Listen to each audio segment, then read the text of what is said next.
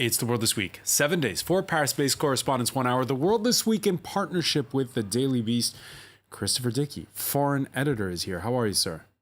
Always glad to be here. Always glad to have you. Always glad to also have Lila Jacinto, senior editor at France24.com, who cracks the whip upstairs. That's what's said. Thank you for being with us. Thanks as well to Angela Diffley of the English language service of sister station Radio France International. It's a bit of a reunion, Angela, because we have a visitor from out of town, Sonia Dridi, the Washington correspondent for France 24 in French. Nice to see you. Nice to see you again. Thanks for dropping in. Thank you. The World This Week on Facebook and Twitter. #World This Week. Angela Merkel warned the German parliament ahead of the EU summit that's just concluded that Europe's destiny was at stake, with this battle over borders becoming a battle of values. Now, as that summit was winding down, France was starting to pay a national tribute to a woman who incarnated what the EU is all about. The remains of concentration camp survivor Simone Veil and her husband Antoine lying in state at Paris's Holocaust Memorial ahead of their Sunday internment at the Panthéon, where the heroes of the Republic are buried. Simone Veil, who lost her parents at Auschwitz, would go on to live in Germany, where her husband was posted for work. She'd be a magistrate, the health minister, who pushed through the legalization of abortion in 1974, and the first president of the European Parliament. When you look at France's attention, Sonia Dridi, which is focusing on Simone Veil for this Sunday, and you see how divided Europe is today, the contrast is a stark one. Yes, and I think it's worrisome. I think a lot of people today say that Simone Veil would not have liked to see that. And coming from the US too, I think it's the summit on the migrants was also very important to see that Europe is trying to work together, to work, as a community, because of course, in the US, the US president try also to divide Europe in a certain way, and took Germany as a target. He often criticized Angela Merkel on Twitter. There is some rumors now that he tried to convince Emmanuel Macron maybe to leave the EU to have a better commercial deal. So I think coming from the US, I think it's an important symbol and image to see that Europe, the different leaders of Europe are trying to work together on such an important issue. Trying to work together, and after a lot of political grandstanding in the build-up to this summit, European leaders pulling another one of those trademark all-nighters with a compromise where they agree to share out refugees on a voluntary basis, create so-called controlled centers inside of the European Union to process asylum requests. Critics say controlled centers, it amounts to detention centers, but even the leader of Italy's populist coalition, he signed on the dotted line. I would say, overall, we are satisfied. It was a long negotiation process, but today, Italy is no longer alone, and that's what we asked for. So there you see Giuseppe Conte saying he's changed the conversation in Europe. Of course, I've read other reports saying, well, he had to cave in during this summit and agree to, keep it on a voluntary basis, whether or not the others will take in more of his migrants. Well, I don't think it was ever going to be a perfect summit for anybody. It was billed as being a high drama and might even lead to the collapse of the European Union. The hype before it was gigantic. The Italians got something. They got a lot more money for the processing of asylum seekers. We don't know yet where these centres will be. There will be some within Europe. It's likely that some of them will be in Italy. There will be some in Africa, the disembarkation centres. We don't know where they will be either. Neither do we know what will happen to migrants who are refused asylum status. That said, I think Europe does edge each time closer and closer towards, or further and further away from chaos, maybe that. There isn't an easy solution, and I don't think Europe should be too berated for not snapping its fingers and coming up with something great. Even people who have the same hardline stance on migrants, such as Viktor Orban in Hungary, who has been, in many ways, the spokesperson for the Eastern European so-called Visegrad states who are very anti-accepting migrants. He, in many ways, shares the views of Salvini, the hardline interior minister in Italy. But because of their geographical positions, the priority for Hungary is keep migrants out. The priority for Italy is everybody share them. We can't deal with everyone arriving. There isn't a straightforward solution. Many questions are thrown by this. We've moved a little further away from chaos. And, of course, Merkel, we have to see whether her rebellious interior minister will buy the deal on asylum seekers moving around Europe. Yeah, we're going to talk about that in a moment. That's important, the domestic politics in Germany. But there is a sense that when push comes to shove, Christopher Dickey, rather than break it all up, Europeans prefer what they call the Brussels fudge, something that's perhaps a little light on substance, but they're better together in the end. Well, I think that's true. But on this particular issue, I think the first thing you have to understand is that the crisis was in 2015. It's not today. The immigration that we're talking about is down 90%. We're looking at problems that were created when there was a massive flow of refugees from Syria in the middle of war. Right now, that war is being won by Bashar al-Assad, and it will soon be over to all intents and purposes. So all of that is changing.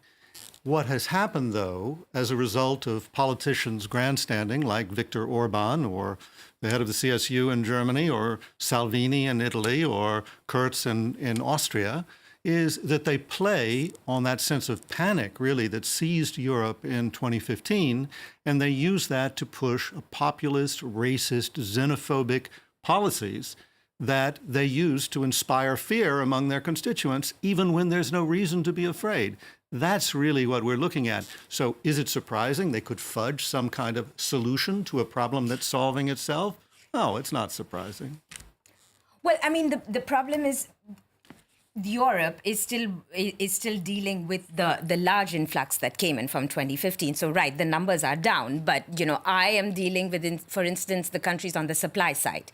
And increasingly, so yes, the numbers are down, but because of my language skills, I'm still helping with translations of people who came in with the 2015 migration, who should be sent back, and and so this crisis is not over, and they're circulating around Europe. So there's still a problem.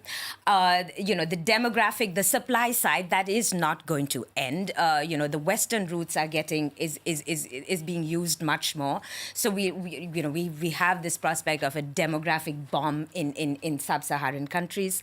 So this is definitely an issue that has to be dealt with. And I kind of share both of your analysis that, yes, Europe did come together. This is not at all an easy issue to deal with, but Europe patched together, especially since, Donald Trump seems to be taking such pot shots at this bloc. Taking such pot shots at the bloc. And again, at the end, there is this fudge. We're going to see what happens when Angela Merkel sits down with her hardline interior minister, whether she has resolved the crisis within her cabinet. Horst Seehofer, the head of the sister party of her CDU, the CSU from Bavaria. And let me read to you this opinion survey, Leila. It's by pollsters from Forza last week. They asked Bavarians, what's the biggest problem facing? 39% said the CSU, and 30% said refugees. So is that gonna help concentrate the minds in Seehofer's case, or encourage him to grandstand even more?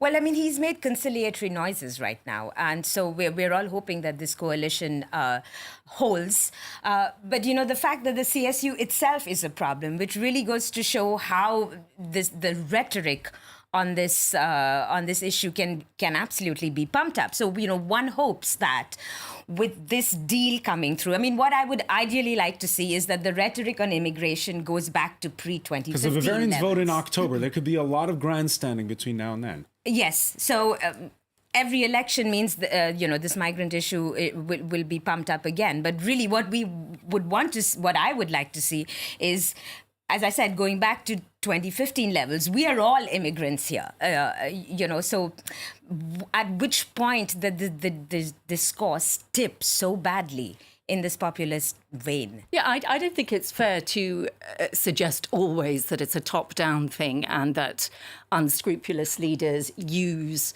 public opinion to turn them against migrants. I do think you have to look at what happened in Germany, where refugees were welcomed or asylum seekers were welcomed with open arms. Then you had a few terrorist attacks. And there is... of course, those Angela, things are not automatically associated. How many but people were involved with the terrorist Absolutely, attacks? I entirely agree. I mean, really, It's how not many about people? What you or I About think. the number of people that are around this table were involved with the terrorist attacks. Well, obviously. The number of people who were allowed into Germany was 1 million people. Yes. 1 million people. This is exactly what I'm talking about. This is using anecdotes to smear entire populations. No, and it's not important what you or I think. It's important what the voters of Germany... Well, do you think they just get these ideas out of the top of their heads? Do you think they just sort of sit around and think that? I think they feel increasingly that elites, and I'm obviously not alone in thinking this, elites tell them what to think. And we journalists are among those elites that tell them what to think. When you had things like Cologne, where the press hushed up stuff, it made people react negatively. And it's not as straightforward as all of that. And also, just one thing, because I report in places where, people look at me and they're waiting for me to finish my interview to ask, oh, where were you born? How did you make it to the US? And the number of my friends, Afghan friends, for instance, we are increasingly facing this problem of people who should not be coming in illegally, just doing that. And the number of times I have to keep repeating the message, do not come illegally. There is no need for you to come in illegally. You're not going to have this dream destination if you do this. But it's amazing how this message does not get translated. So on the field, I am constantly having this, it's not like the solution is a fortress, but simply do not risk your lives. And there are many people, and Indian Americans, Afghan Americans, we're constantly having to say, whoa, I can't just have this entire family here. I'm not anti-immigration, but some of this message of just getting onto the boat and coming, that is not the way. And if I can add something, I think I agree also with Angela in the sense that it's very important that this summit also happens, because the public opinion are very worried. And I left France now maybe 7-8 years ago to report abroad, and I'm very worried to see how to see how the society is more and more divided. I mean, we talk about the US, but it feels also more in France, polarized than when you left. It feels much more polarized. I see much more people worried about the influx of migrants that maybe a few years ago I don't think they would have been so worried, or like people will tend to go closer to the far right.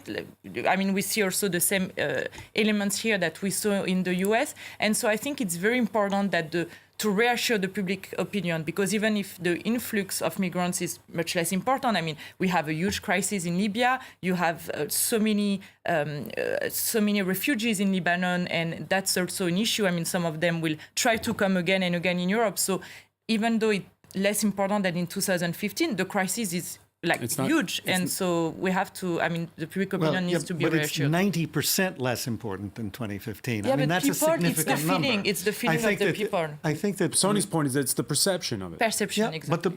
But how are perceptions made? Is it because people are living next to migrants who are treating them horribly? Actually, if you look at the people who vote against migrants, vote for hardline positions, they're not usually the people who are living near migrants. Mm-hmm. They're the people who don't know any migrants at all. Of course. Not of course. No. I mean, of course, that's a phenomenon. But the result is like you have societies where are more and more divided. You have some people who don't know any migrants but are still very afraid. So I think it's just important that Europe is trying to work together and do something and to show that to have maybe less people, who are going to go toward the far right because when they are fed up and, it's I agree. I agree. I'm not saying that Europe shouldn't do anything. Mm-hmm. I think that what they did this time is a good first step. It is a fudge. It is a symbol that's important to those people who feel insecure. I agree with all of that. I'm just saying, for those of us who are sitting around here, we need to keep in mind the actual facts we're dealing with, not just the emotions. Emotions can be facts too, but they're not the only facts. And will it be enough to stop the slanging between France's president and Italy's interior minister? A case in point, on the eve of the EU summit, Matteo Salvini revisiting Emmanuel Macron's Tuesday visit to the Vatican and asking in a tweet, but who's ever seen someone caress the Pope? Yeah, there were images of Macron after their encounter. They even embraced on the cheek. Hopefully we'll show you those images. Lila Jacinto, does Salvini have a point there? What did you make of that visit to the Vatican by Macron? Well, they seem to... The discourse in France, of course, we have to give our audiences some background. The fact that the French president went and saw the Pope and accepted this honorary, I forget what. Honorary canon of... Right, which raised eyebrows because France's laïcité, secularism is very important.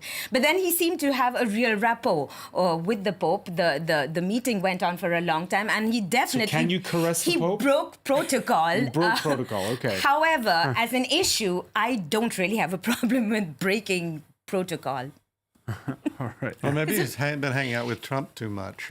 I mean, that's sort of... What did you think when you saw those images, Angela? He does put a lot of faith in body language and touchy-feely stuff. We had the handshake, which he said afterwards was really important.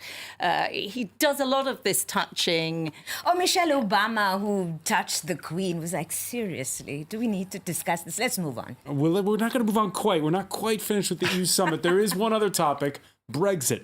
In an attempt to get some control back over the talks, Theresa May reportedly warning EU leaders during their dinner on Thursday night that if they push too hard and Britain is crashing out of the bloc without a deal next March, then the ability to share intelligence and solve serious crimes and prevent militant attacks is, quote, being put at risk. The Irish Prime Minister rebutting that they were expecting progress at this summit, but there hasn't been. A sentiment shared in a quite blunt fashion by the European Commission president. Are you worried also about the lack of progress on Brexit? Yes. Why? What do you want Theresa May to do? I don't have to lecture Theresa May, but I would like our British friends to make clear their positions. We cannot go on to live with a split cabinet. We can't go on to live with a split cabinet. There's fresh rumors that Boris Johnson may be out as foreign secretary. That he might resign. Is Jean-Claude Juncker saying that there's this split cabinet? There's the feeling that is the bargaining actually begun? Has the real negotiation begun or not? Well, there's this big meeting next week in Chequers, the Prime Minister's country residence, where the British cabinet will hammer it out. It seems breathtaking that we are this far into the progress, and we're not talking about Britain or Parliament or the government, not even the cabinet know what they want or can decide. And there are fears now that they will eventually hammer something out, which they themselves agree on, with maybe one or two resignations. It might be something like a single market only on goods, and it will be immediately rejected by the EU 27 because that is cherry picking. So it seems extraordinary that next week is the big make or break for the British cabinet, and all they will come up with, at best, is likely to be something which will be immediately rejected. The big problem is Ireland, and no concrete there'll be no fudging on that one. Proposal has still been put forward, so nothing can advance until that is fixed. Wow. The reaction over Twitter by the President of the United States to the Supreme Court's decision to uphold the latest version of his a travel ban affecting mostly Muslim countries. Conservative Justice Anthony Kennedy siding with the 5-4 majority on that ruling. He's often proved in other times to be the swing vote on the bench, like with the legalization of same-sex marriage. On Wednesday, the 81-year-old announced his upcoming retirement that almost immediately triggered rallies and protests in Washington and elsewhere.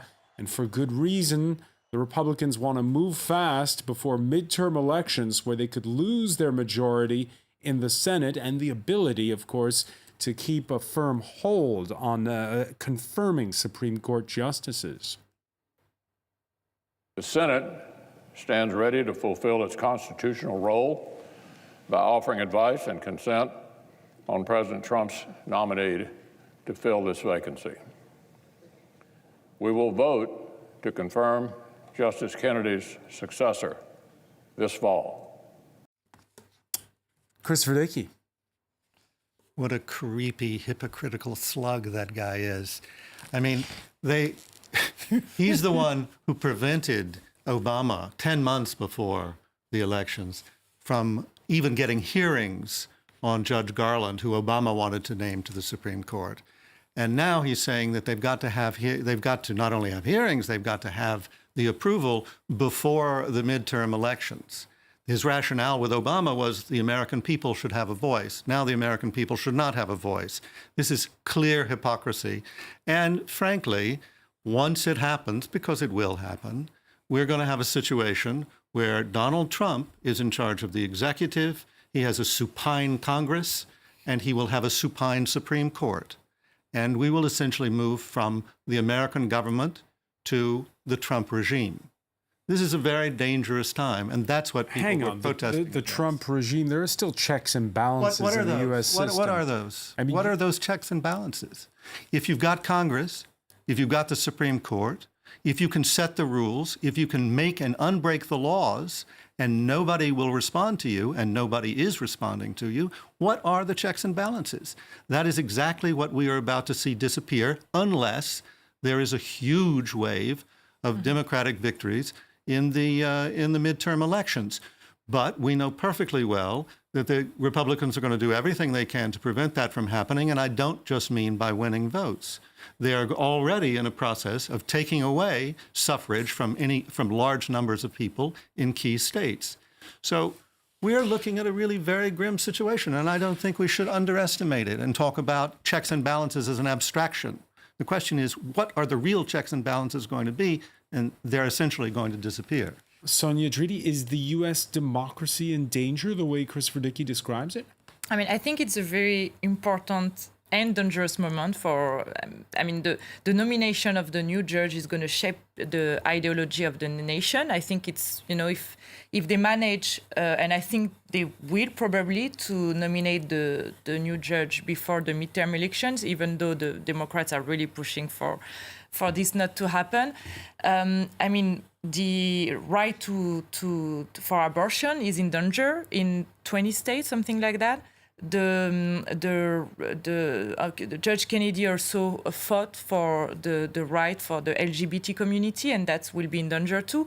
So I do think that the situation, I do think that the Democrats have reasons to be very worried because between the I'm not sure. We're going to see how it's going to happen, what's going to happen for the midterms. But if the Republicans still dominate the Congress and then indeed the Conservatives dominate the Supreme Court, I think it's going to be a pretty unique moment in the U.S. So I already see. After my experience in Egypt, sometimes I'm a bit worried to see some of the thing I observe in a dictator after the Sisi took over, happening in the US.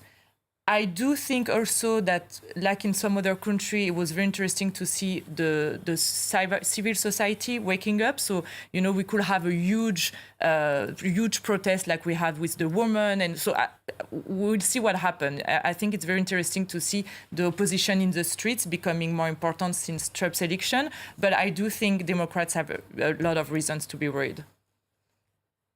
No, I agree with you. When I was covering the bid in Turkey to change it to an executive presidency, that's what every single supporter of the ruling AK party told me. Well, you have a president like that.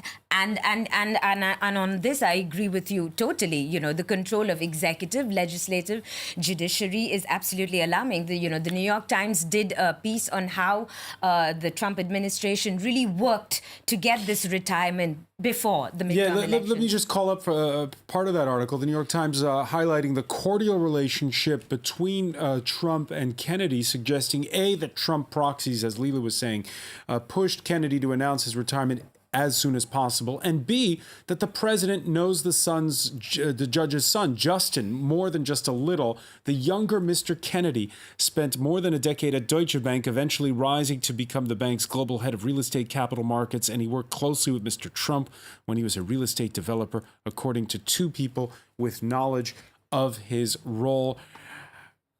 Is this a bit of conspiracy theories, though, that somehow that thanks to that they convinced Judge Kennedy to retire sooner rather than later? No, I mean, this is one in a long list of outreach that was being done. The biggest outreach was, of course, hiring Kennedy's legal clerks. So this is just one of them. But it points to a fact of this little elite circle controlling. But what is really important here, I think the issue is, we talk about it, the failure of liberal democracy. And for the longest time, when I would see Carter Center election monitors coming to all these countries to monitor the elections, I would always laugh at them and say, why don't you monitor the vote in Florida? I think now we've always known that there were problems with the U.S. system.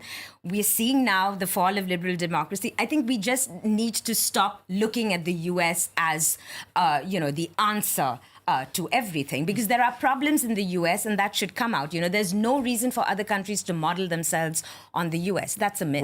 Well, I think the core problem here is also Trump himself, because he doesn't share the basic values that have existed and have kept the republic going for a very long time. He basically approaches American government and his own power as a real estate magnate, and he deals with the world as he dealt with the real estate business. And everything is a zero-sum game. I make money, you lose money. That's the way it is. That's the problem. Going back to George Washington, you can point to one president after another who may or may not have had a good administration, but there were certain basic ideas that they shared and that were absolutely vital. And those had to do with checks and balances. Those had to do with the idea of what America was supposed to be. Trump doesn't share any of that. Well, didn't a certain Richard Nixon push the envelope on that score? Well, he pushed the envelope, but that's exactly the example I would cite. Richard Nixon, at the end of the day, understood what America was supposed to be about. He pushed the envelope. He abused a lot of things. He tried to use the CIA to stifle the FBI. All terrible things. But compared to what Trump is doing, it's nothing. Right, this is true, but I mean, the thing is, there's also the danger of putting it down to one man. I mean, this is why, for instance, I tell people who have monarchies, like in Morocco, yes, you have a good king now, but what is your system in case someone like Trump or a bad king comes into power? Then, that's when you've got to look at how good the system is. Why is the president hiring Supreme Court justices? The U.S. is really not a country where should a bad hombre get into power, you suddenly realize actually the system had no checks and balances. We were just relying on a president to understand. We're relying on the goodwill of people, and we don't have it anymore. I was wondering about your point where you said civil society might become more active. Do you think, given that all these branches of Congress, the judiciary, the administration will all be in the hands of Trump, do you think that perhaps civil society will say this is a reason for even Republicans to consider, I know America is very polarized at the moment, to consider not having every branch in the hands of Republicans? No. I think that they will be absolutely impervious to huge marches in the street. I think that they're not going to pay any attention, and if that leads to violence, that'll serve their interests at the end of the day. And I think in one respect, what stops people is Americans, and this most people who come into America realize, a sort of deification of the American history, the American Constitution. So I think it's that much harder for, these mass protests to take in. In France, they'll toss the Republic, they put in a new constitution. Yeah. But, there is a sense that American democracy, with all its faults, this is the best in the world. But there are definitely more and more protests, since Trump got elected. And I talked to so many people in their 40s, 50s that were going in the street for the first time. A lot of people that I meet in protests. And we don't talk about all the protests. But will they go to the ballot box in November? That's the goal. I think there is more and more. And I think that's what the Democrats have to really work on. Because also the Democrats, they've been a lot criticized by their own electorate, who say they don't go enough on the ground, they don't do enough for minorities, they don't. There's a big generational divide. But exactly. So I think it's very important that and I can see even some young Democrats working from now for the midterms. But let's look also at what happened with the crisis with the migrants, because there were so many backlash. Trump signed the decree, at the end. He backed off on separating families. It might not happen, especially that he really needs the support of the evangelical electorate, and that's why the evangelicals still support Trump despite of all of his sexual scandals and all of what's happening is his way of talking. They're waiting for the new judge, and he knows he needs this evangelical electorate. All right, let's go south of the border. You'd have to go to the history books to find the last time the left was in power in Mexico. Come Sunday, Andrés Manuel López Obrador is almost certain to go from perennial loser to landslide winner. AMLO, as he's known, the 64-year-old former progressive mayor of Mexico City, a firebrand politician who's tapped into a general outrage in the country, outrage at violence and rampant corruption. What we need now is to separate the economic power from the political power. A government that represents everyone, the rich and the poor. Not like what we have today. The government has become a select group at the service of a predatory minority. Christopher Dickey, how do you explain the rise of AMLO? He's speaking the truth about power. That is the way things run in Mexico. Mexico is I lived in Mexico for years, and it's a wonderful country, but the police are corrupt, the government's corrupt, and exactly the situation that he's describing is a real problem, that the links between the powerful economic interests and the powerful political interests are such that most people feel that they have no way up. And you add to that the incredible problems with the drug wars, the abuses that are entailed with those, the disappearances of people. There's a huge sense of insecurity in the country. And he's coming along and he's saying, the roots of the Mexican Revolution were on the left. We somehow lost that. We had the Revolutionary Institutional Party that ruled the country forever, then became incredibly corrupt and just was about holding on to power. Now we've got to take the country back. Now, whether he can do it, whether he has the stuff to govern effectively, that's a big question with López Obrador. But you can see why people would respond to it. And generally, as in the United States, there's often a feeling, hell, let's just throw all the cards up in the air and see what happens, because it couldn't be worse. It couldn't be worse than it is. That wasn't true in the United States. It was really not true in the United States. But it's very close to the truth in Mexico. Having had the privilege myself, I can tell you that covering the World Cup is a reporter's dream. You travel to great places, you see great games, you meet great people from around the globe. So when I crossed on Monday to France 24 chief sports editor Ketevan Gorgistani, it certainly wasn't for this. Hello, people. Hello, France. My name is Federico from Argentina. No, Uruguay denying the Russians the top of this group. The Uruguayans were just much stronger in the first half by Luis Suarez, and there was an own goal by Denis Cheryshev. 2-0 at halftime for the Uruguayans. Russia, who of course saw one of their players sent off about 30 minutes in. Now, the guy eventually went away, and Ketevan being the consummate professional, she soldiered on. By the end of her answer, we'd moved on to the subject at hand. In hindsight, I am sorry that I did not interrupt, if anything, to give real sports fans a chance to fully pay attention to her reporting. Ketevan revisited that incident in a tweet later in the week. Monday in St. Petersburg, sadly, this happens to us female sports reporters regularly, especially when covering football. By all means, sing, dance, and celebrate your team, but don't kiss me, don't grope me, and let me do my job. Your reaction, Sonia Dridi? It makes me very angry. I think it's so bad to see that. I think it's terrible that people think they can do that, like give her a kiss in the neck. I mean, I think it should be punished. I think, he should get a fine at least. I think it's very disrespectful. She's been very professional, and she could have been totally destabilized, and it would have been understood. But I think, especially with female journalists working in the sport field area, I mean, we're seeing another video now. I think it's terrible that some people think it's okay to do that, and I think there should be a campaign or something for this kind of behavior. And you endured worse reporting for us in Tahrir Square in Cairo. Yes, indeed, and it was a very different situation, and it's been on a different scale, of course. But I think, in general, that's harassment. What she, even though it was not on the same scale that what happened to me, I think it's as bad, it's as destabilizing, and it's harassment. And I think we should talk about that more, and I think it should be punished. Should it be punished? Angela Diffley, what do you do?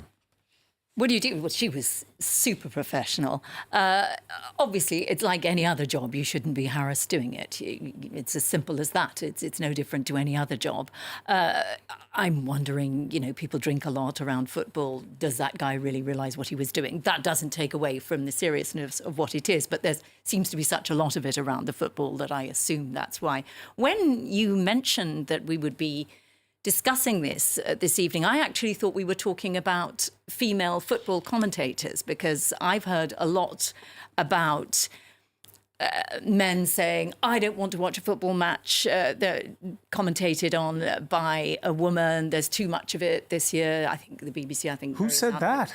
There's a big fight about it in Britain. I think various outfits have sent a large number of women in their in Australia, this seems to be and in Australia. Because now with the women's game going up and up and up, in Europe, we have more and more knowledgeable sports commentators who are female. Of course. And it took me by surprise. And I don't know what to make of it. I tried to get my head around it, and I wondered if this is an entirely separate issue to harassment in any job.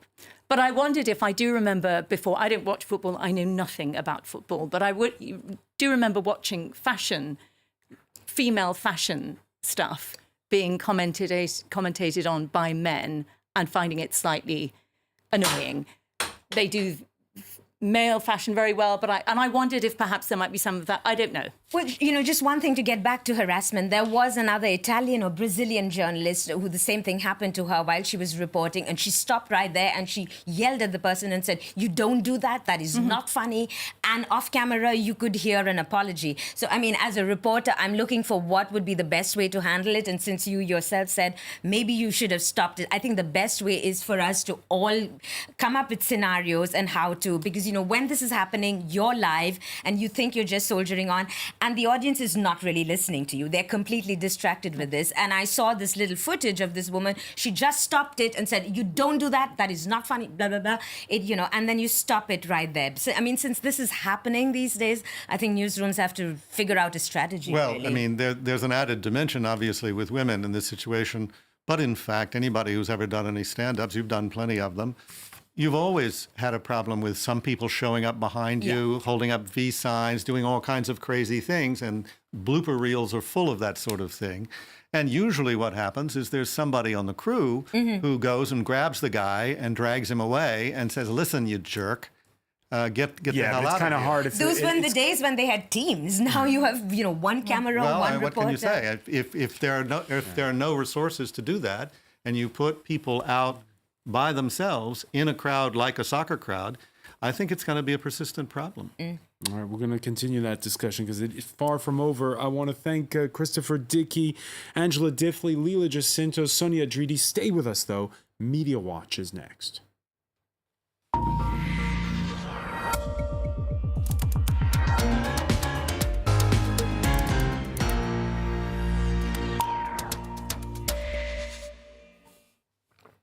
And we say hello to Emma James with a sober tale, which is one of the worst mass shootings targeting journalists in U.S. history. Yes, absolutely. I was on air last night shortly after this had happened, and it was one of those ones that really played out on social media with people tweeting from inside the newsroom. And we very quickly got a sense from the Capital Gazette in Annapolis that it was not going to take this lying down. It was going to be very defiant because this message came out last night. Yes, we're putting out a damn paper tomorrow. And I think that really kind of says it all. And a lot of people retweeting the images of that front page and wondering really how these journalists were able to produce a newspaper, because it's a very small staff that they had there, around 20 journalists, I believe. 4 of them have been killed and a 5th person, a sales assistant, died too in that attack. Other people who are journalists and editors really very appreciative of the work that went on here. They got the damn paper out to heroic, says Stig Abel, who used to be the editor of The Sun. Rory Kettlin-Jones says, this is what courageous journalism looks like. Imagine what it must have taken to put this edition out. But we did get certainly very strong signs very soon afterwards, because Phil Davis, who's a court and crime reporter for the Capital Gazette, was tweeting in the immediate aftermath of that shooting. This is probably the most shocking and effective of them all. There is nothing more terrifying than hearing multiple people get shot while you're under a desk and then hear the gunman reload. Now, he was tweeting that as he was waiting to be interviewed by police officers last night. So that really gave us a clue that they weren't about to give in to this kind of act. This Twitter user pointing out that those journalists were working in a car park. These were some of the surviving members of the team working to put that newspaper out last night, not sure whether their colleagues had survived or not. The other thing that's getting a lot of attention is this opinion page. This is a photograph of a television journalist holding it up to the TV cameras as she reports on it. It is largely blank, and that was intentional. They said, today we are speechless. This page is intentionally left blank to commemorate victims of Thursday's shootings at our office. They then tweeted that tomorrow this page will return to its steady purpose of offering readers informed opinion. Because, of course, the editor of that opinion page was among those who was killed. Lots of people talking about the fact that can't hold back the tears on this one, says CBS co-host Norah O'Donnell. And this Twitter user saying that he's a photographer, saying that this was an incredibly powerful visual, saying it's empty and void, like the lives of those who knew the dead, worked with them, or without realising it, were affected by their work. Sonia Dridi, you've covered so many of these mass shootings, and you always wonder, is it an issue of mental health? Is it an issue of guns? Or is it an issue of the current political climate in the U.S. enabling this kind of action? Yeah, I think it's a mix of a lot of different reasons. This guy definitely had a grudge against the newspaper, and it seems it's been a few years that he already threatened the newspaper. But I'm very worried of the actual climate with Donald Trump's declaration against the press. I think it can definitely foster some people to act. So I think it's a mix, but the climate actually is very worrying. Absolutely. And a lot of people really jumped straight to many conclusions on social media last night. What we now understand is that he had a long-standing grudge against this newspaper. So some people saying that means that nothing else was influencing it. But of course, we have had Donald Trump's rhetoric about the media being the enemy of the state. We also had just 2 days ago a right-wing provocateur, Milo Yiannopoulos. I don't know whether really that's the word that I'd use normally to describe him, but there we go. I've got to be a bit more polite here. 2 days before this shooting, he wanted to see vigilante squads killing journalists. Now, he has subsequently said, oh, I didn't really mean it. Such is his way of acting, I suppose. And the NRA, of course, they too have spoken many times about the media in particular. Their fate will be failure, and they'll perish in the political flames of their own fires. And I think the most sensible words on this situation and the feelings about the media come from the mayor of Annapolis, Gavin Buckley, who says that what is wrong with our society society that we're this tightly wound that you can be this upset at a newspaper that reports stories on cats being stuck up a tree. He is deeply shocked by what's happened, and even more so that it has happened at a local paper that so many have great affection for. All right, Emma James, I want to thank you. I want to thank our panel once again. Thank you for joining us here in The World this week, and our thoughts to the staff of that newspaper in Annapolis, Maryland. Bonjour, I'm Jeannie Gradula. Hello, je suis Florence Villeminot. You might be familiar with our weekly show, French Connection, where we take a look at the intricacies of life in France. Well, we now have for you a new extended edition called French Connections Plus. Each month, we'll take you behind the scenes, on location, to meet key players and tear apart stereotypes. Join us the last Friday of the month for French Connections Plus. À bientôt. French Connections on France 24 and France24.com.